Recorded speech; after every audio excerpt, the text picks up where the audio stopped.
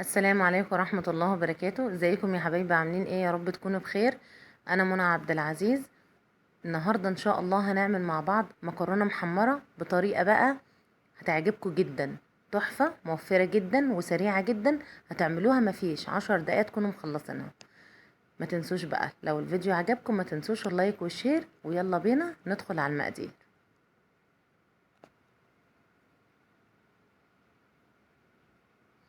معايا هنا كبد وقوانص، كمية اللي متوفرة عندكم.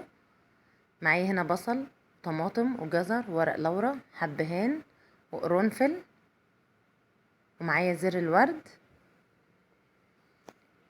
بنزل على البصل بملح وفلفل اسمر، بدعك البصلة كويس قوي. ده كده اللي انا بعمله، ده بوكيه جرنيه بعمله للكبد والقوانص.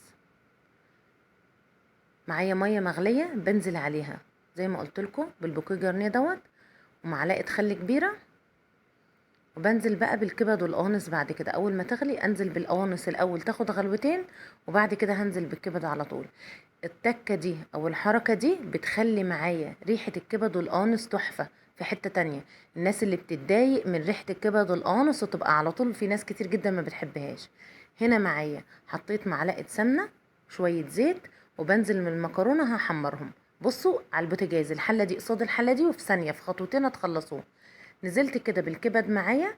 الكبده اول ما تنزل في المرحله دي لونها هيفتح معاكم. شوف انا بشيلكوا الكبده عشان تشوفوا لونها بيفتح من معلقه الخل. كمان بتخلي ريحتها تحفه جدا. البوكيه جرنيه بيخليها تحفه. مفيش، يا دوب غلوتين وبشيلها اصفيها. ماشي. وبعد كده الحركه دي برضو بتخليني اعرف اقطع الكبده بدون بقى ما ينزل منها اي حاجه، ولا تتضايقوا منها ولا تتهري معايا ولا الكلام ده. هنا بقى بحمر المكرونه زي ما قلت لكم على البوتاجاز، حله بتحمري فيها المكرونه وحله بتعملي فيها الكبد والقوانص، وبعد كده تعصجيها الحلتين قصاد بعض في ثانيه، مش هتاخد معاكي وقت خالص. هنا معايا القطاعه بتاعتي، هبدا اقطع الكبده معاكم زي ما انتم شايفين كده. بقطعها على حسب الحجم اللي انتم محتاجينه. انا بحاول اقطعها وسط، مش صغيره قوي ولا كبيره قوي. شفت زي ما قلت لكم مرحله البوكيه جرنيه اللي انا عملتها دي، الميه المغليه معاها بصل وطماطم وجزر وورق لورا وحبهان وقرنفل وزر الورد وملح وفلفل اسمر. بخلي الميه تغلي، بنزل فيها بمعلقه خل. معلقه الخل زي ما قلت لكم بتخلي الكبده يبقى لونها فاتح معايا قوي، وتبقى بالشكل ده. تبقى الحركه بتاعت غليه الكبده مع القناصه دي بتخلي الكبده متماسكه، تقدري تقطعيها بكل سهوله وتبقى كويسه معاكي كده، ولا بتتهري ولا بيبقى ريحتها وحشه. شيلي بقى، انسي بقى زفاره الكبده، انسي زفاره القوانص ولا الريحه اللي ما بتعجبكيش خالص. ده طبعا بعد ما انك بتغسليها وبتنقعيها. زي ما قلت لك بتغسليها وتنقعيها مع ملح ودقيق ذره والكلام ده كله، تبقى نقعها كويس جدا. انا بعمل المرحله دي بعد الغسل والنقع بكتير. خلاص كده قطعت معاكم الكبد والقوانص. يلا بقى هنعصجهم مع بعض. معايا معلقه سمنه حطيتها، بنزل فيها في القوانص. بكون بقى مجهزه بصله كبيره متقطعه معايا، عاملاها في الكبه ناعمه شويه. وبعد كده بقلبهم مع بعض كاني بعصج لحمه عادي جدا. تعصيج الكبد والقوانص برضو مفيهوش اي مشكله خالص.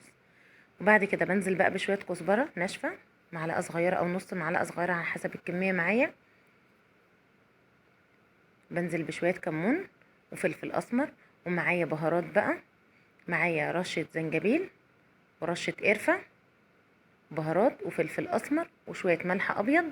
طبعا القرفه والزنجبيل دول مهمين جدا جدا في تعصيج الكبد والقوانص، بس طبعا ما بكترش، يدوب على حرف المعلقه ربع معلقه صغيره كده، حتى لو الكميه كبيره. طبعا هنا بنزل بقى بالكبده، وما بحاولش اقلب كتير قوي عشان ما هريش الكبده معايا وابوظها معايا.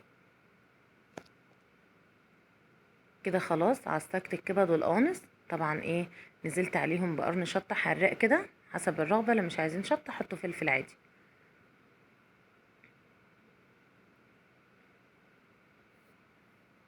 يلا بقى معايا في الخلاط 4 حبات من الطماطم، مش اكتر من كده.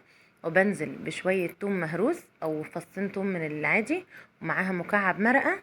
وبحط عليهم شويه ميه او شويه شوربه وبضربهم في الخلاط. هنا بقى معايا المكرونه محمره، بنزل بيها في الصينيه، وبنزل عليها بالكبد والقوانص.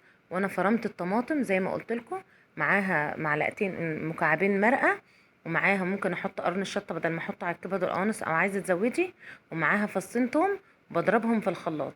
وبنزل بقى بالكبد والقوانص فوق المكرونه، فوق احط فوقيهم الطماطم واقلبهم كويس قوي، واشوف الحدق بتاعها مظبوط ولا لا، واديها غلوه على البوتاجاز. بعد كده بقى اغطيها بالفويل وبنزل بقى في الفرن. جربوا الطريقه دي هتعجبكم جدا جدا جدا، بصراحه تحفه.